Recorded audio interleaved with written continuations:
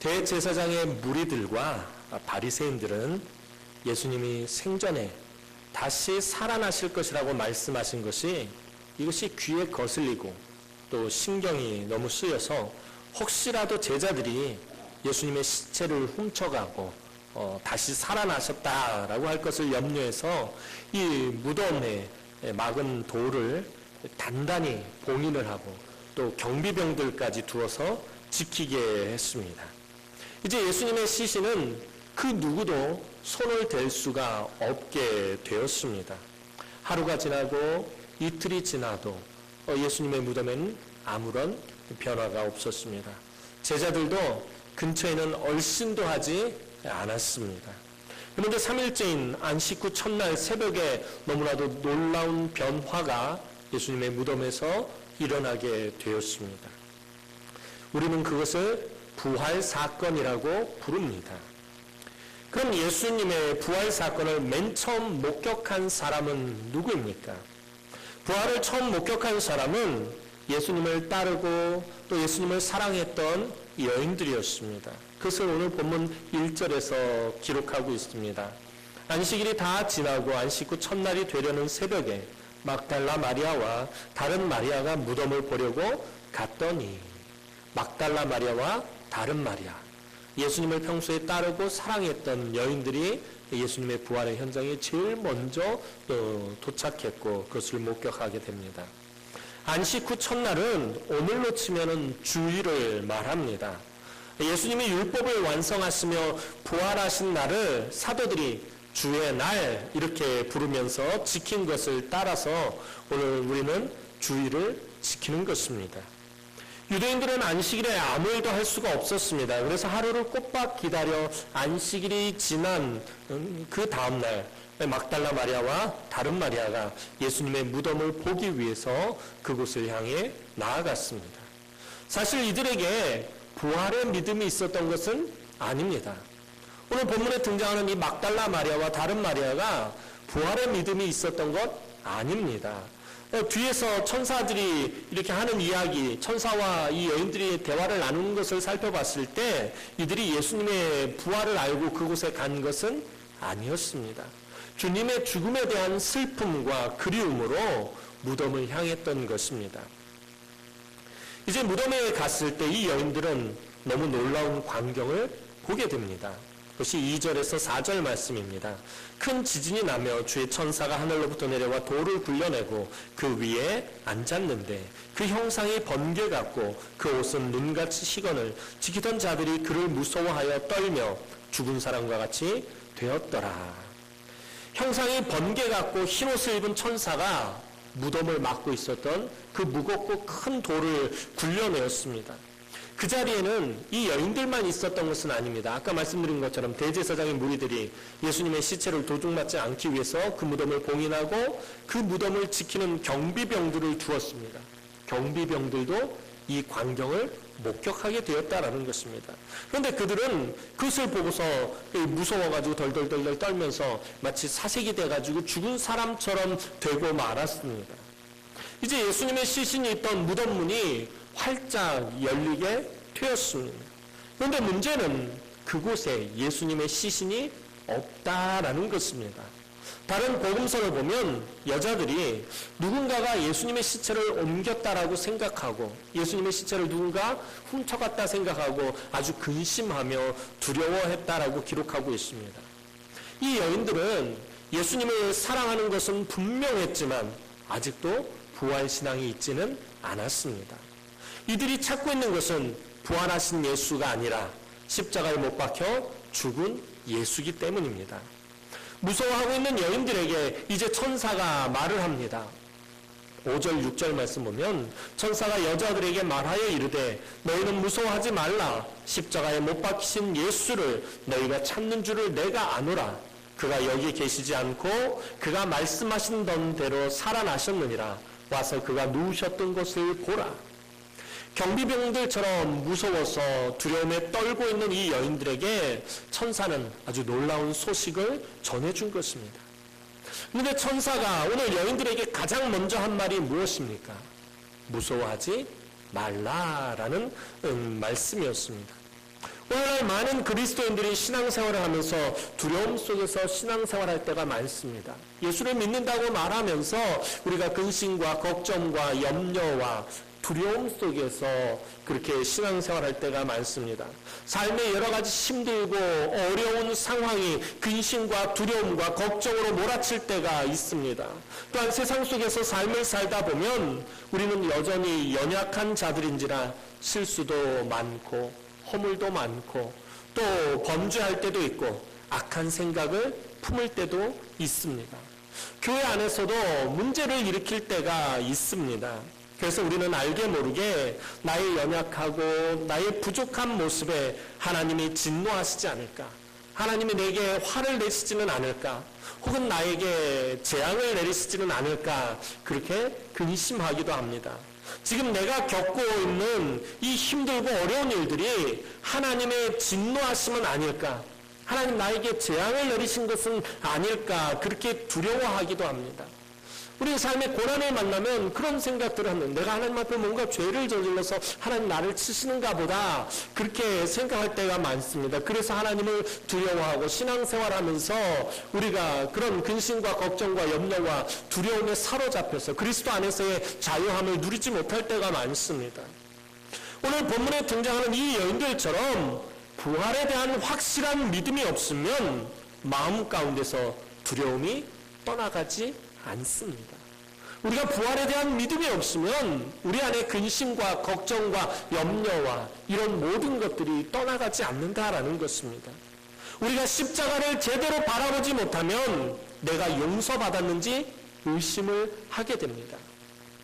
내가 주님께서 십자가에 달려 돌아가셨다는 그 사실을 믿지 못하면, 그 십자가를 내가 바로 보지 못하면 내가 정말 용서받았는지, 오늘 하나님 나에게 진노하고 계실 것이다라고 그런 생각을 하게 된다는 거예요.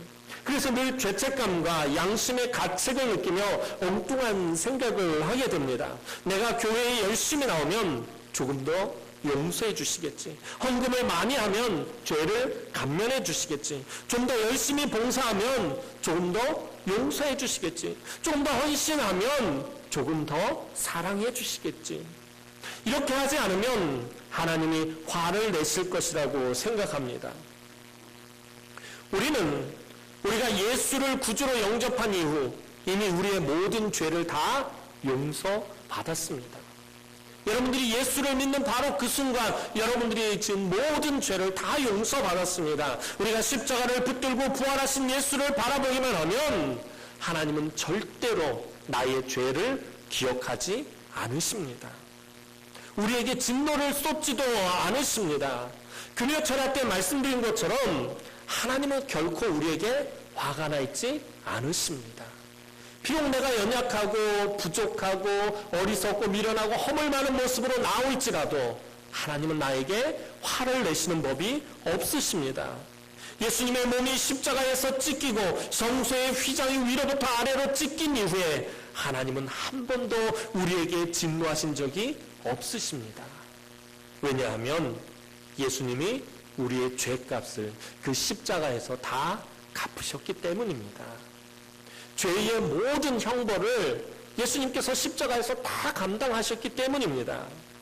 오늘 여인들이 무서워하고 근심하고 두려워했던 것은 그들이 부활하신 예수님을 찾은 것이 아니라 죽은 예수님의 시신을 찾았기 때문입니다. 오늘 우리도 부활하신 예수를 만나지 못하면 그저 교회만 왔다 갔다 하는 종교적인 여과생활을 하고 있는 그런 상태일 뿐입니다. 예수님의 시체가 없어진 것이 부활이라는 사실을 알았을 때, 예수님의 무덤이 비어있다라는 사실을 알았을 때는 더 이상 무서워하거나 근심하지 않습니다. 무서움과 근심의 원인은 주님이 죽었다고 생각하기 때문이었습니다.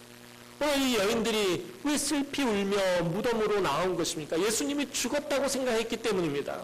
왜 두려워하고 왜 근심하고 왜 걱정하고 있는 것입니까? 주님이 죽었다고 여전히 생각하기 때문입니다. 그렇다면 다시 살아나셨다라는 것을 알게 되면 무서워할 것도 없고 근심할 것도 없게 되는 것입니다. 이제부터는 예수님의 시체가 없어진 것은 더 이상 근심하거나 슬퍼할 사건이 아닙니다. 내가 당하는 고난들도 마찬가지입니다. 내가 예수님의 시체가 없어진 것을 부활로 믿는다면 내가 병들었다라는 것이, 내가 가난하다라는 것이, 내게 어려운 문제가 있다는 것이, 내게 고난이 찾아왔다라는 것이 더 이상 재앙과 저주가 아닙니다. 내가 예수의 부활을 믿는 순간 그것은 영광스러운 사건으로 바뀌게 됩니다. 예수님의 부활이 그 모든 재앙과 저주의 장막을 뚫어버렸기 때문입니다. 더 이상 죄의 저주가 우리를 어찌하지 못한다라는 것입니다. 이어서 천사는 예수님의 시체가 없어진 것은 누군가가 예수님의 시체를 가져간 것이 아니라, 누군가가 예수님의 시체를 훔쳐간 것이 아니라 예수님이 다시 살아나셨기 때문이라고 분명히 말하고 있습니다. 그가 말씀하신 대로 살아나셨느니라 라고 천사는 분명히 말하고 있습니다. 예수님이 이미 말씀하신 대로 3일 만에 다시 살아나셨다라는 것입니다. 예수님은 약속하신 말씀대로 다시 살아나셨고, 천사는 이 놀랍고 기쁜 소식을 여인들에게 우선적으로 알려주었습니다. 말씀하신 대로 살아나셨느니라 라는 이 말씀은 2000년 전에 그때만 살아나셨다라는 것이 아니라 2000년이 지난 지금에도 살아계신다라는 것까지 포함하고 있는 말입니다. 부활의 진정한 의미는 예수님께서 영원 무궁토록 살아계시다라는 것입니다. 교회가 2000년 전에 초대교회로만 끝나지 않고 계속해서 끊임없이 세워지고 오늘까지 복음도 계속 전파되는 것은 주님이 지금도 살아계시기 때문입니다. 주님이 살아계시지 않다면, 주님이 부활하시지 않았다면 이 교회가 아무런 의미가 없는 것입니다. 복음이 아무런 소용이 없는 것입니다. 오늘날도 끊임없이 교회가 세워지고 땅끝까지 복음이 전파되는 것은 주님이 부활하셨고, 주님이 지금도 살아계시고, 주님이 앞으로도 영원 무궁토록 살아계실 것이기 때문입니다. 주님은 지금도 역사를 주관하시고 재림하실 때는 심판주로 다시 오실 것입니다. 그런데 예수님의 빈 무덤을 처음 목격한 여인들이 아직도 두려움 가운데 있습니다. 8절 말씀 보면 그 여자들이 무서움과 큰 기쁨으로 빨리 무덤을 떠나 제자들에게 알리려고 다름질할세라고 기록하고 있습니다. 예수님이 부활하셨다는 사실을 알았지만 아직도 무서움과 두려움이 떠나지 않습니다. 신앙이란 그저 교회에 나오는 것만을 의미하지 않습니다. 십자가 앞에 나아가고 그 십자가에서 부활하신 예수를 만나야 합니다. 비록 의심을 했지만 그래도 확실하게 하기 위해 도마처럼 예수님의 손가락과 또 옆구리를 만져보고 살아나신 예수님을 확실하게 삶에서 인격적으로 체험할 때 진정한 신앙이 자리를 잡게 되는 것입니다. 오늘 한국 교회의 문제가 바로 이것입니다. 부활에 대한 신앙이 점점 줄어들고 있습니다. 부활하신 예수를 만나지 못한 성도들이 너무 많다라는 것입니다. 그저 내가 복을 받고 하는 일이 잘 되고 자녀들이 출세하고 성공하는 삶을 사는 것이 우리 신앙의 목적일 때가 많습니다. 언제부턴가 그것만을 바라게 된 것입니다. 복을 받는 것이 우리 신앙의 목적이 되었습니다. 잘 먹고 잘 사는 것이 우리가 교회 다니는 목적이 되었다라는 것입니다. 그래서 죄를 얘기하고 십자가를 얘기하면 그것이 불편한 것입니다. 부활하신 예수를 만나지 못하면 삶의 변화가 없습니다. 부활하신 예수를 만나지 못하면 죄를 이야기하고 십자가를 이야기할 때 그것이 불편합니다. 여전히 옛사람의 습성대로 살고 있을 뿐입니다. 다시 여인들을 살펴보겠습니다. 이 여인들이 이 이른 새벽에 예수님의 무덤에 간 이유가 무엇입니까? 이 여인들은 도대체 왜 이 새벽에 예수님의 무덤에 나아간 것입니까? 그것은 이 여인들이 예수님을 사랑했기 때문입니다. 이 여인들은 정말 예수님을 사랑했습니다.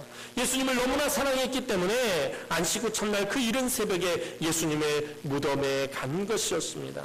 그런데 다른 복음서를 보면 이들이 예수님이 곁에 계시는데도 잘 알아보지 못하는 것을 보게 됩니다. 동산지기로 착각하든지 아니면 그냥 지나가는 사람이든지 아무튼 주님을 못 알아봅니다.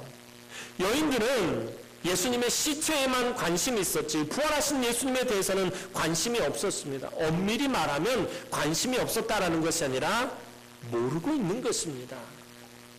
사실 이 여인들보다 예수님을 사랑한 사람들이 없을 정도로 이 여인들은 예수님을 누구보다도 사랑했습니다.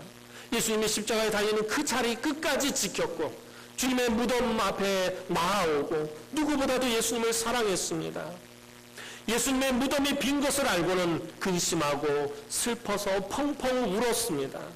예수님을 향한 이 여인들의 마음은 뭐라 표현할 수가 없을 정도로 그 사랑이 대단했습니다. 그런데 문제는 예수님을 사랑했지만 부활하신 예수님을 모르고 있다라는 것입니다. 오늘 막달라 마리아와 이 다른 마리아가 예수님을 사랑하지 않았습니까? 분명히 사랑했습니다. 사랑했기 때문에 이 이른 새벽에 그 예수님의 무덤에 가서 예수님의 시신이라도 보고 싶어서 찾아간 것이었습니다. 그런데 아직 부활하신 예수님을 모르고 있습니다. 이것이 오늘날 이 시대를 사는 우리의 모습이기도 합니다. 그렇게 예수님을 사랑하여 교회에 나오고 예배하고 봉사하고 헌신하지만 예수님을 못 볼 수 있다라는 것입니다. 자기 신앙, 자기 생각, 자기 고집, 자기 사랑에 갇혀 있으면 주님이 곁에 있어도 만날 수가 없습니다. 오늘 우리가 예수님을 사랑한다고 그렇게 뜨겁게 찬양하고 눈물 흘리면서도 정작 예수님을 만나지 못할 때가 얼마나 많습니까? 이것은 마치 예수가 없는 빈 무덤만 고집스럽게 지키고 있는 것과 같습니다. 그래서 오늘 천사는 이 여인들에게 빈 무덤을 떠나가라고 말하고 있는 것입니다.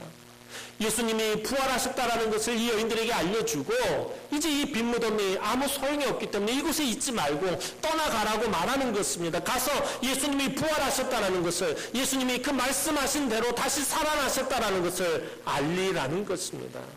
7절 말씀 보면 또 빨리 가서 그의 제자들에게 이르되 그가 죽은 자 가운데서 살아나셨고 너희보다 먼저 갈릴리로 가시나니 거기서 너희가 배우리라 하라. 보라 내가 너희에게 일렀느니라 하거늘 하고 기록하고 있습니다. 더 이상 예수님이 없는 빈 무덤을 지키지 말고 가서 다시 살아나셨다라는 것을 알리라는 것입니다. 부활에 대한 믿음이 있어야 그 빈 무덤을 떠날 수 있습니다.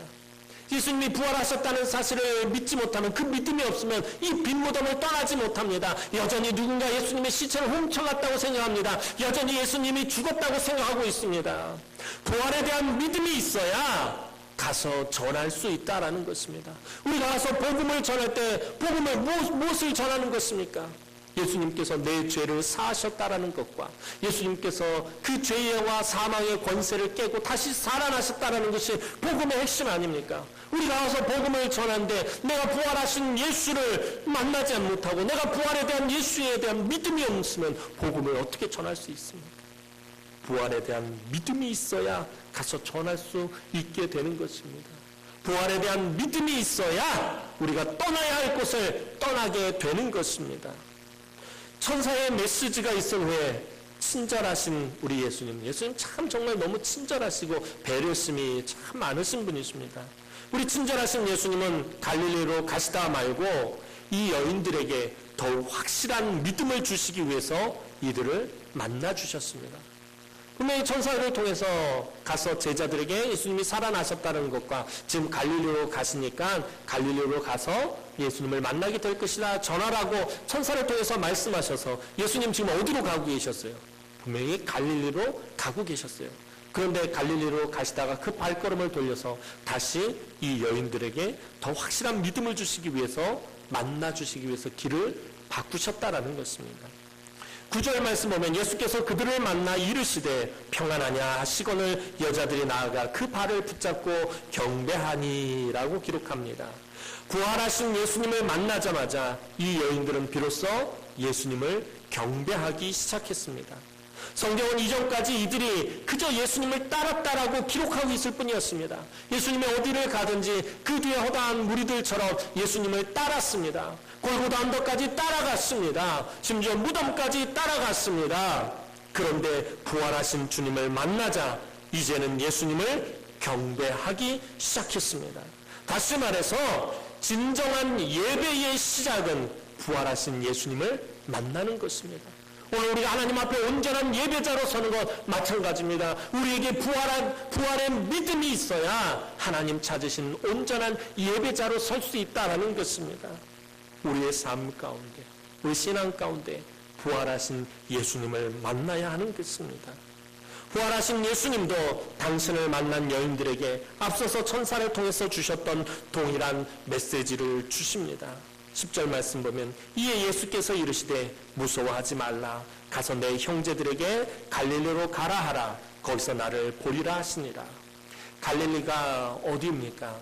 예수님께서 제자들을 부르신 곳입니다. 이제 나를 따르라고, 그 십자가의 길을 쫓으라고 제자들을 부르셨던 곳입니다. 그곳에서 제자들은 부활하신 예수님을 분명히 만나게 될 것입니다. 그리고 새로운 사명으로 다시 부름을 받게 될 것입니다. 부활하신 예수를 전하라는 그런 사명을 받게 될 것입니다. 사랑하는 성도 여러분, 오늘 저와 여러분이 예수가 없는 빈 무덤만 지키고 있는 껍데기 신앙이 되지 않기를 소망합니다. 오늘 저와 여러분들이 분명히 다시 살아나신 예수 그리스도를 만나게 되기를 소망합니다. 인격체이신 주님, 그 주님과 인격적으로 만나는 그 놀라운 은혜의 역사가 오늘 저와 여러분들에게 있기를 정말 간절히 소원합니다. 예수가 부활하셨다라는 것을 그저 우리가 사도신경으로 고백하는 정도가 아니라 그냥 우리의 입술로 고백하고 우리의 머리로 아는 정도가 아니라 우리의 삶 가운데서 실제로 믿게 되기를 소원합니다. 날마다 부활하신 그 예수님을 삶 가운데서 만나기를 소원합니다. 그 부활하신 예수를 만남으로 우리의 예배가 새롭게 변화되고 진정한 섬김과 헌신이 회복되고 부활하신 예수를 우리의 삶의 모든 구석구석에서 전하는 사랑하는 주의 귀한 우리 남흥의 성도들이 되기를 주님의 이름으로 축원합니다. 기도드리겠습니다. 사랑과 은혜가 많으신 아버지 하나님, 은혜와 사랑을 진심으로 감사를 드립니다. 오늘도 우리 주님의 부활을 기뻐하고 감사하고 찬양하고 경배하기 위해서 오늘도 사랑하는 주의 귀한 우리 남흥의 권속들이 이 자리에 모였습니다. 하나님 사랑하는 우리 남흥의 권속들을 축복하여 주시옵소서. 날마다 예수를 향한 그 부활의 신앙을 가지고 살아갈 수 있도록 은혜를 베풀어 주옵소서. 그저 우리 입술로만 고백하는 것이 아니라 우리 삶 가운데서 실제로 믿게 되기를 소원합니다. 하나님, 우리 삶 가운데서 부활하신 예수를 만나기를 원합니다. 그래서 부활하신 예수를 만남으로 우리의 삶의 모든 것이 진정으로 변화되기를 원합니다. 우리의 예배가 변하고 우리의 기도가 변하고 우리의 찬양이 변하고 우리의 섬김과 헌신이 변화되기를 원합니다. 그리고 그 부활하신 예수 그리스도를 땅끝까지 전할 수 있도록 하나님 은혜와 은총을 베풀어 주옵소서. 감사드렸고 예수님의 이름으로 기도하옵나이다. 아멘.